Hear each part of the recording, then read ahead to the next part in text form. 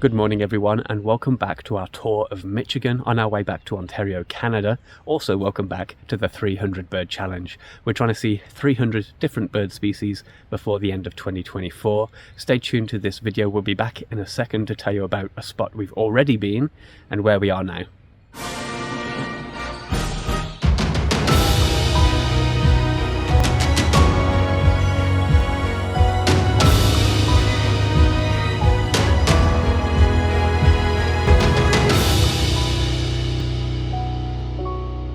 Okay, welcome back. We've already made one brief stop this morning in Holland. Sarah, where was that? Windmill Island Gardens. We saw a few waterfowl out on a marsh there. Sarah, do you want to talk about some of the things we saw? So we saw mallards, gadwall, northern shoveler, Canada geese, and some trumpeter swans. Yeah, we took a close look at those trumpeter swans. People had reported tundra swans, but we think they're trumpeter swans. Got some nice footage of one of those taking off. We've come to a new location. Sarah, where are we now?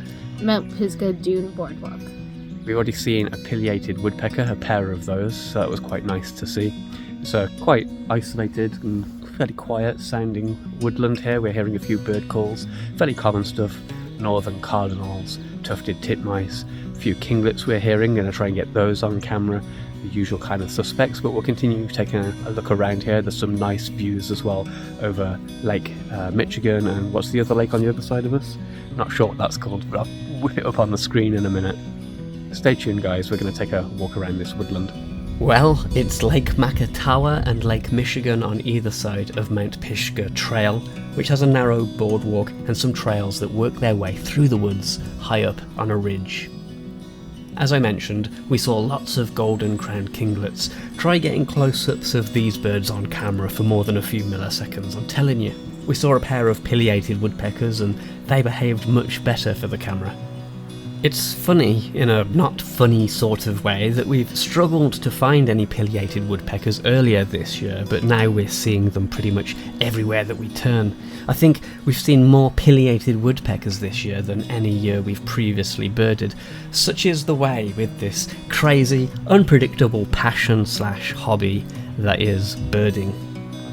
The woods were also abundant in tufted titmice.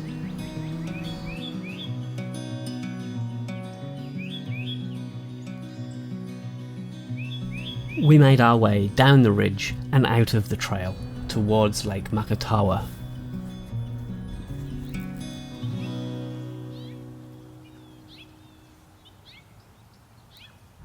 Okay fellas and fellaresses, we're just walking through a campsite at the end of the trail over towards the lake to see if there's any waterfowl out on there. Ruddy ducks have been spotted. That's still a duck we need. Maybe? Let's see.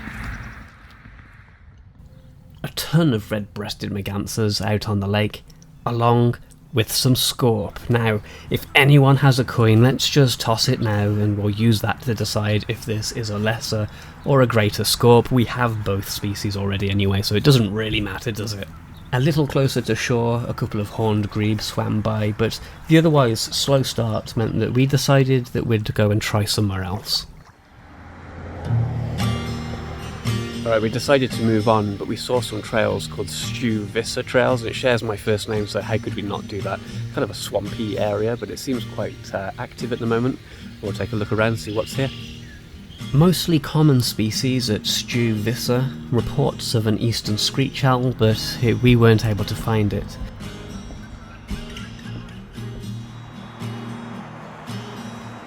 The main reason we stopped here was because there were several eagles perched and flying around. We still need to see a golden eagle this year, but these birds are all bald eagles who haven't yet grown into their adult plumage. The classic white head and white tail can take several years before it forms. We left Holland, Michigan, driving along interstate, to rural roads, along dirt roads, until we hit a new and hopefully more promising location. Shiawasse National Wildlife Refuge is about 2.5 to 3 hours northeast and located not far from Flint, Michigan. We've just done a 3-hour drive and come to Shiawasse National Wildlife Refuge. It just looked interesting on the map, a lot of blue areas showing water, and that's been quite fortunate for us so far on this trip. A lot of it looks a little bit washed out.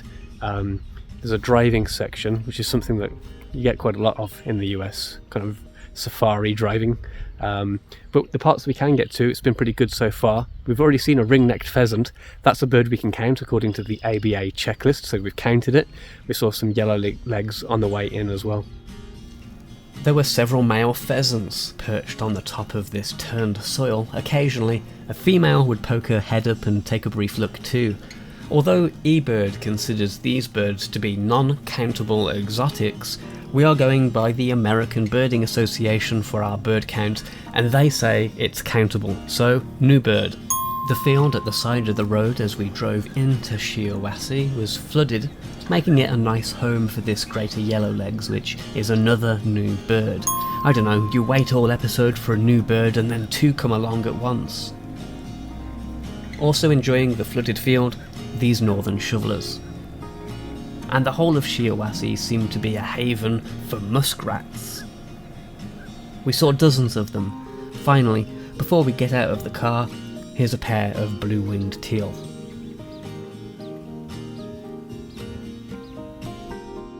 Leaving the flooded field and the parking lot behind, we began walking up a gravel road. As you may be able to hear, there were lots of flickers around today. We were also hearing rusty blackbirds again, and, of course, red-winged blackbirds.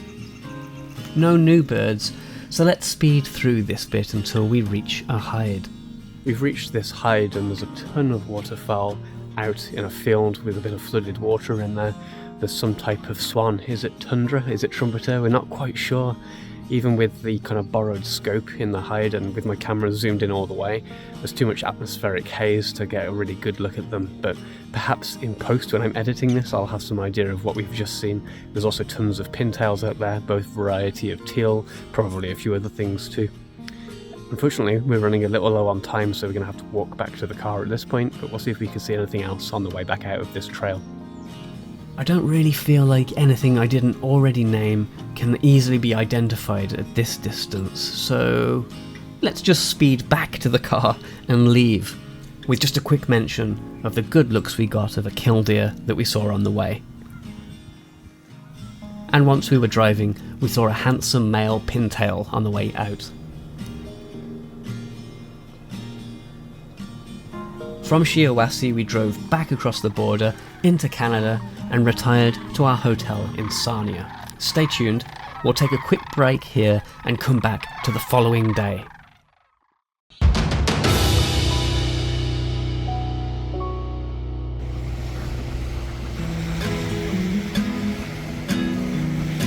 Good morning everyone and welcome back. We are heading east through Ontario on our way back to Toronto, but first we're in Sarnia, Canatera Park. There were reports here a couple of days ago of ruddy ducks. That's a species we still need for our 300 bird count. We'll also take a look what else is here as well, so let's walk around this pond behind us, see what's out there. Initially just some common species on an otherwise pretty morning, like these buffleheads. And as we walked around the lake, we saw this brown creeper.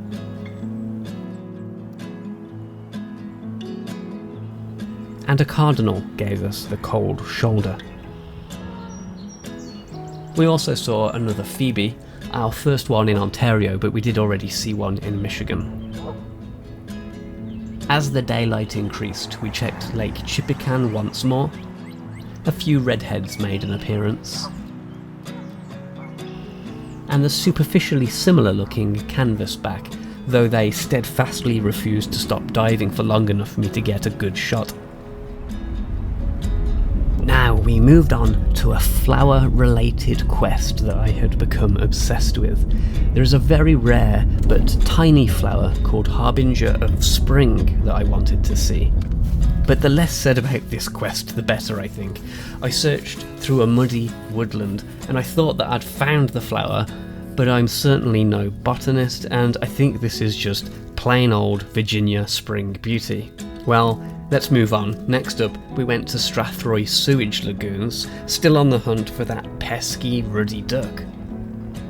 We even got the scope out, but the lagoons were covered almost exclusively in ring-necked ducks. One more throw over the dice to get us a new species before the end of this video. Okay, Strathroy Lagoons was a bit of a bust. We did not find the ruddy duck. There were a few other bits and pieces out there, but not what we were looking for. And we didn't want to end this video and this series from Michigan back to Ontario on a low, so we have raced our way across the 401, the other side of Toronto, and north to Markham. I was here a few days ago, but Sara couldn't join me, and I saw cackling geese. That's a bird we haven't seen yet, but I couldn't count it because Sara wasn't with me, so I've brought her here. Hopefully we can find cackling geese on this pond behind us. We're at Swan Lake, so I guess it's a lake, not a pond, but either way, hopefully there's cackling geese in amongst hundreds of Canada geese. We're going to take a quick look over the water behind us. It didn't take long to pick a few out, and that's a new bird for our count. Cackling geese look like Canada geese, but are generally smaller, and the biggest giveaway is that stubby little beak and an often shorter neck. When you see a cackling goose and its smaller proportions, you kinda just know that you're looking at a cackling goose. Before we go, just a real quick mention of a yellow-bellied sapsucker that we saw on a random day trip to Paris, Ontario. Okay guys, time for us to leave. We have to get back for an Easter dinner, but we got the cackling goose and we get to end this video on a high with a new bird for the year. If you haven't seen the previous videos in this series, there's two before this one. We're on our way back from Michigan. We're now in Markham and going back to Toronto. Go back and check those videos out if you didn't see them. Really appreciate it if you would leave a like on this video. It will help other people find the channel. Also appreciate your comments. We enjoy talking to you guys. Last of all, if you're not already subscribed, please hit that subscribe button, especially if we've picked up anybody from Michigan. Hit the subscribe button, hit the bell icon for notifications of new videos. Thanks for watching this video. Happy birding, and we will see you soon, maybe next week. Take care. Bye for now. Before we go, I just want to quickly acknowledge and say, yes, I know this video is from a few weeks ago. We will catch up. Good news, we have lots of content coming from Florida very soon. Just got to catch up on this whole editing thing, but you can expect to hear lots more from us quite soon.